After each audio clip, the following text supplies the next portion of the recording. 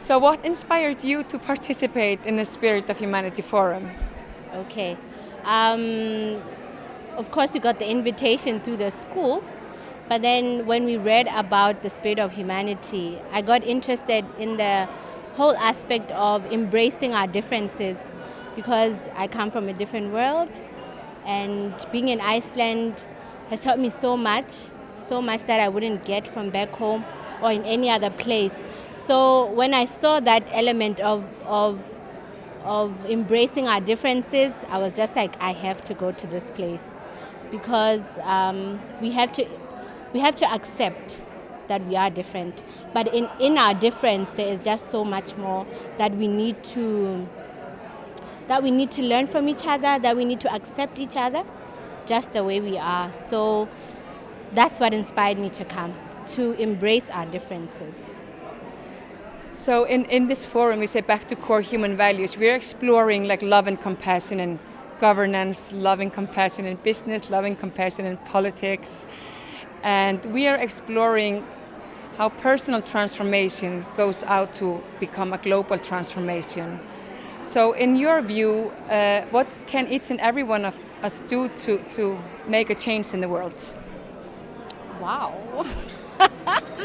Oh, I already feel like I'm part of the change just by being here, just by being inspired by different people, just by saying I'm willing to work on myself.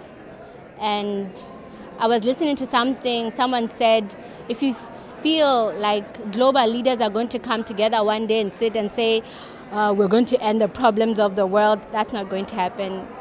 It has to come from us. So yes, I see that embracing love and compassion in politics, in governance, in almost everything that we do, because it comes from our core values as humans. So if we learn to harness our values, if we learn to embrace ourselves in our differences, we may have difference of opinion, but if I look at things with that compassion, if I pay kind attention to what the next person says, then I believe that in a way we will come to some form of harmony, some form of compromise, some form of looking at things from a same angle. And there comes an element of inspiring the next person, because once you see the peace I have within myself, you'll start to ask yourself, what is she doing?